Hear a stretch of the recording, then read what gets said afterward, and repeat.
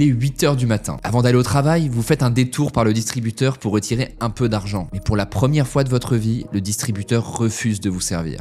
Bizarre. Et en rentrant à la maison le soir, vous vérifiez que les allocations sur lesquelles vous comptez sont bien arrivées. Là encore, pas un centime n'a été versé. Et ce n'est pas tout. En consultant votre application bancaire, vous découvrez que votre compte épargne est gelé lui aussi. Impossible de retirer quoi que ce soit. Et aucune date prévue pour un retour à la normale. Alors ce scénario catastrophe représente bien l'idée qu'on se fait d'une France en faillite. Alors je sais, à première vue, ça peut sembler extrême. Mais quand on y regarde de plus près, le scénario n'est pas si délirant que ça. Aujourd'hui, la dette publique française dépasse 3 410 milliards d'euros, soit 114% du PIB, selon le dernier chiffre de l'INSEE, publié fin septembre 2025. À tel point que chaque seconde, la dette augmente de 5 136 euros. Alors, une question se pose. Est-ce que la France peut réellement faire faillite? Et si c'était le cas, à quoi ressemblerait votre vie dans les jours et les semaines qui suivraient? Qu'est-ce que vous perdriez? En réalité, peu de gens savent vraiment ce que ça implique. Alors on a fait le travail pour vous, en nous plongeant dans des dizaines d'articles et de dossiers sur le sujet, notamment des rapports de la Cour des comptes. Et ce qu'on a découvert devrait vous alerter, parce que ce sujet est bien plus qu'une affaire de débat à Bercy. C'est avant tout une question de train de vie et de conséquences exceptionnelles sur votre pouvoir d'achat. Une question qui vous concerne directement, que vous soyez salarié, entrepreneur ou même étudiant. On a donc voulu vous expliquer à quoi s'attendre dans le pire des scénarios possibles.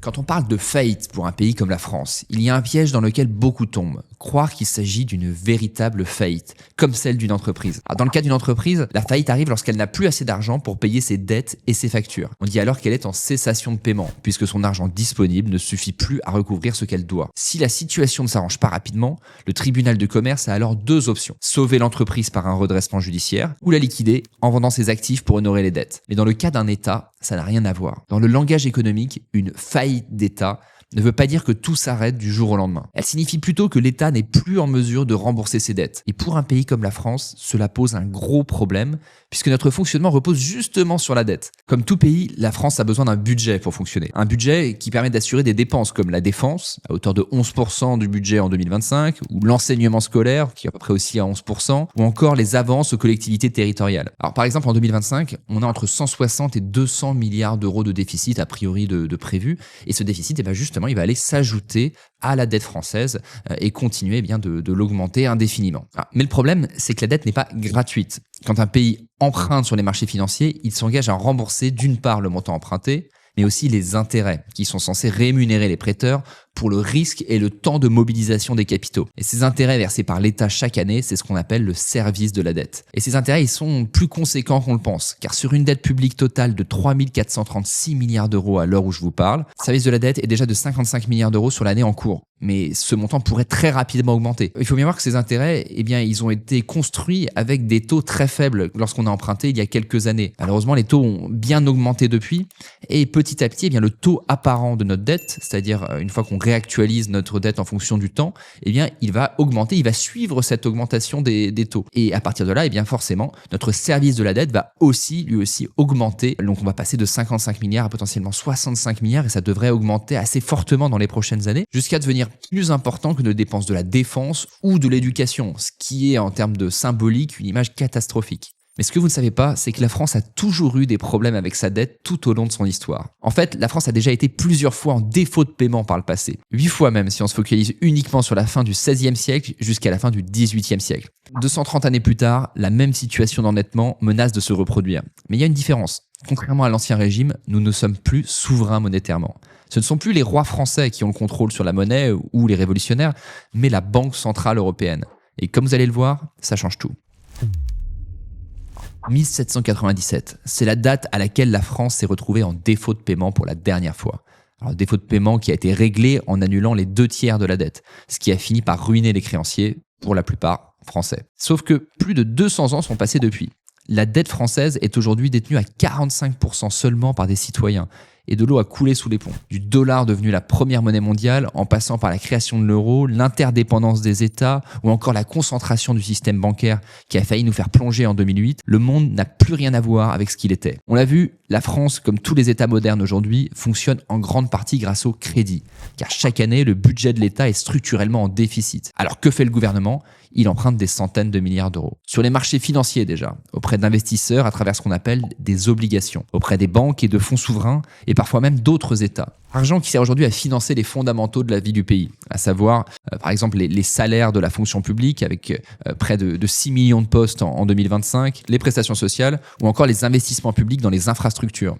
Mais l'État utilise aussi ces fonds pour financer des services publics comme la SNCF et évidemment pour rembourser son propre déficit. En clair, sans dette, pas d'État tel qu'on le connaît aujourd'hui. Le fonctionnement actuel de la France ne pourrait pas tenir. Seulement voilà le problème. Pour continuer à emprunter, il faut inspirer confiance. Inspirer confiance aux investisseurs institutionnels, aux banques, aux assurances et même aux particuliers qui achètent des obligations d'État. Et au bout du compte, tout est question de rapport entre le risque et le taux. Pour mesurer ce risque d'ailleurs, il se base sur plusieurs choses. La santé financière du pays, sa capacité à lever l'impôt, sa stabilité politique. Et ces informations, elles sont condensées au travers d'une note qui est donnée par différentes agences comme Moody's, Fitch ou Standard & Poor's. Plus la note est élevée, plus le risque est faible.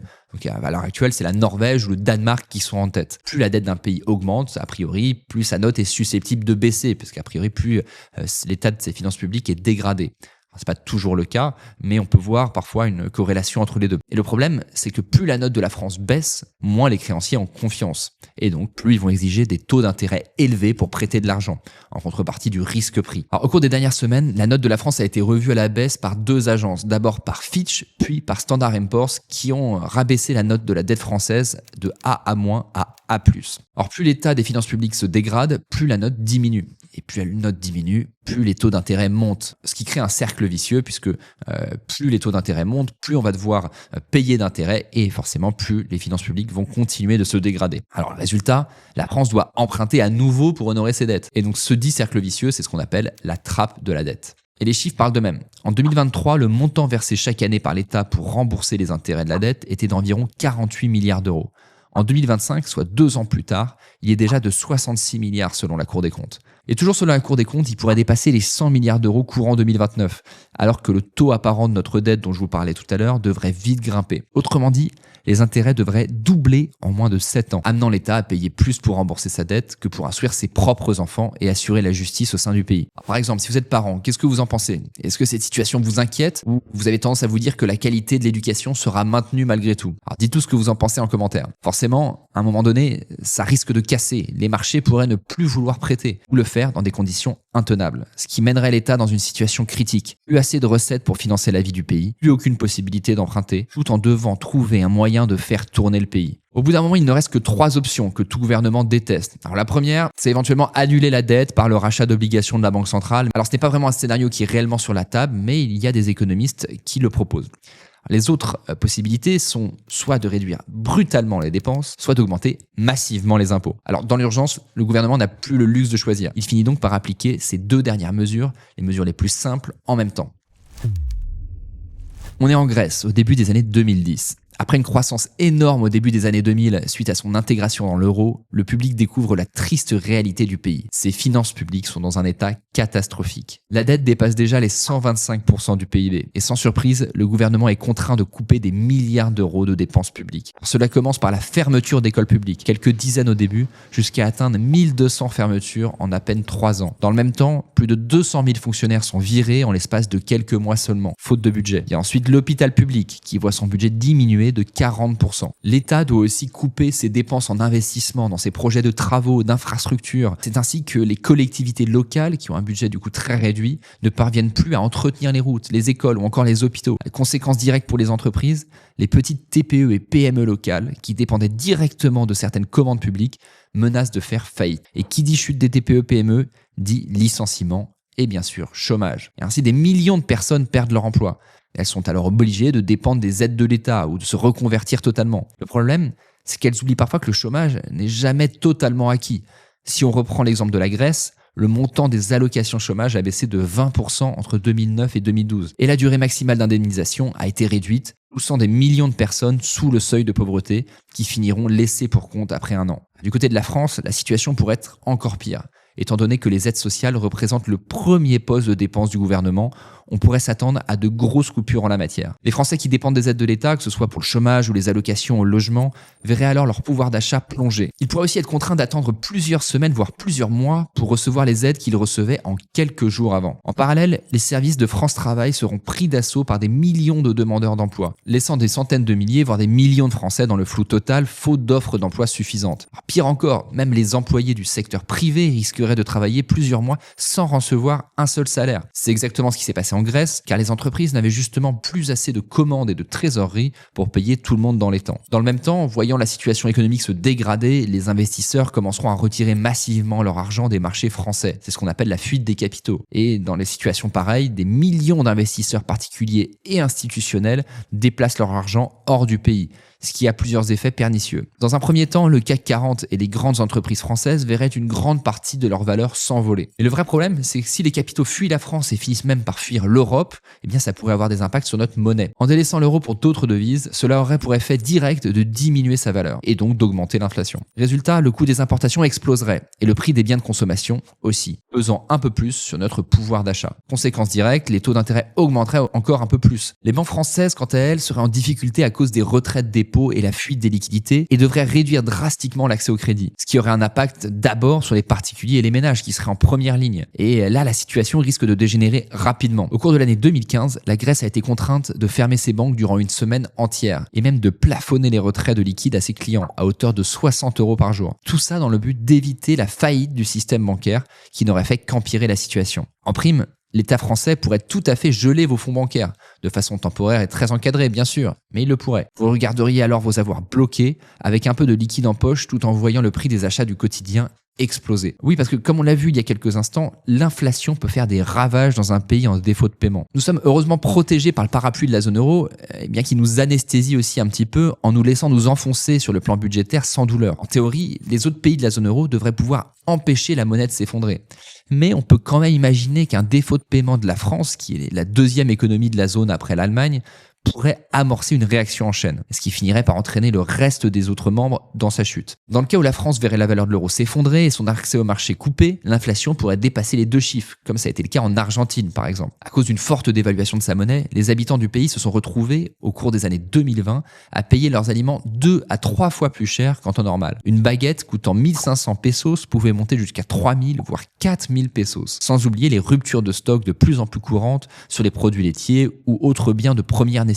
Et puis si vous pensiez avoir tout vu, sachez que les loyers indexés sur l'inflation augmenteraient probablement en flèche au même moment, pouvant grimper de 10, 20 voire 50% en l'espace de quelques années, comme on l'a vu à Buenos Aires au cours des années 2020. Tout ce chaos ferait exploser la misère, faisant passer des millions de Français sous le seuil de pauvreté. Il deviendrait de plus en plus difficile de vivre convenablement en France, en tout cas selon les standards auxquels on a été habitué. Alors certes, certains ont leur capital à l'étranger, mais en réalité, la tempête serait si forte qu'elle risquerait d'emporter avec elle beaucoup de familles aisées qui ont une forte exposition en majorité sur des actifs français, notamment en immobilier ou en actions françaises. Et pour éviter ça, et si vous voulez investir dans des actifs hors de France, eh bien vous pouvez le faire chez Louvinvest. On vous aide à ne dépendre pas uniquement de l'immobilier français en investissant dans l'immobilier à l'international. Alors, le tout sans avoir à gérer quoi que ce soit. Vous pouvez d'ores et déjà jeter un œil à nos SCPI et faire une simulation de portefeuille via le premier lien en description. Alors on vous rappelle bien entendu que tout investissement comporte des risques et que les performances passées ne présagent pas des performances futures. Bon, et on tient quand même à vous dire quelque chose, c'est ce qu'on vous présente depuis quelques minutes, reste un scénario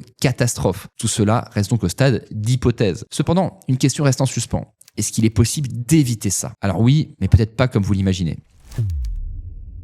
Plusieurs raisons expliquent pourquoi la France n'est toujours pas tombée en défaut de paiement malgré l'explosion de sa dette. Dette qui a encore augmenté de plus de 3 millions d'euros depuis que vous avez commencé cette vidéo. En fait, la situation de la France n'est pas nécessairement aussi désespérée qu'elle n'y paraît. Alors déjà, l'épargne privée des Français est parmi les plus élevées d'Europe, la deuxième au sein de l'Union européenne, juste derrière l'Allemagne. Avec un taux d'épargne de près de 18% de leurs revenus, les Français sont aujourd'hui assis sur un patrimoine financier de près de 6 300 milliards d'euros. Quel rapport avec nos fonds, vous me direz? C'est très simple. L'épargne de Français est littéralement la bouée de sauvetage de l'État. Dans un premier temps, elle limite la dépendance envers les marchés internationaux et les investisseurs étrangers en finançant la dette publique via les obligations. Obligations d'État qu'on retrouve souvent dans les fonds bancaires et les assurances-vie. Et dans le même temps, cette base d'épargnants nationaux évite une fuite soudaine des capitaux, voire une dépendance trop importante aux investisseurs étrangers. Pourtant, l'État a encore un autre filet de sécurité. Un filet de sécurité dangereux. mais qui peut encore nous éviter le pire, la Banque Centrale Européenne. Créée à la fin des années 90, juste avant l'arrivée de l'euro, elle sert à maintenir la stabilité des prix au sein des pays membres. Elle fournit directement de la liquidité aux banques et indirectement à l'État français dès que c'est nécessaire pour éviter une trop grande instabilité financière. En cas de tension grave, elle peut aussi intervenir sur les marchés d'obligations d'État pour contenir la hausse des taux et éviter la spirale. En cas de tension grave et d'inflation, la Banque centrale peut jouer sur son taux directeur et ainsi essayer de juguler un petit peu l'inflation pour éviter la spirale infernale dont vous parlez plus tôt. Cependant, il faut bien garder en tête que cette approche a des limites, car si cette solution permet d'éviter la chute à court terme, elle peut aussi devenir un véritable anesthésiant sur le long terme. La France est protégée par la stabilité de l'euro, qui est normalement garantie par la BCE. Et donc tout va bien tant qu'elle continue à le faire. Mais le jour où elle ne pourra plus se permettre, il n'y aura pas d'issue de secours. Alors, vous pouvez toujours me dire que dans le pire des cas, on pourrait faire appel au fameux FMI, puisque ce fonds monétaire créé dans les années 40 a justement pour but d'aider les pays en difficulté à sortir de la crise. Il avait d'ailleurs déjà prêté près de 30 milliards d'euros à la Grèce suite à sa radiation des marchés. Alors, le problème, chaque prêt du FMI s'accompagne de mesures très strictes, comme un contrôle formel des dépenses de l'État, une politique d'austérité très violente et une politique de réforme structurelle totale. On en revient donc à ce qu'on disait tout à l'heure. Les premières dépenses sur lesquelles rognerait l'État seraient certainement celles liées aux aides sociales. Aides sociales dont dépendent aujourd'hui près de 30 millions de Français. Il y a donc un gros risque pour que les citoyens doivent, tôt ou tard, payer le prix de la dette. Même si, encore une fois, ça reste un scénario catastrophe.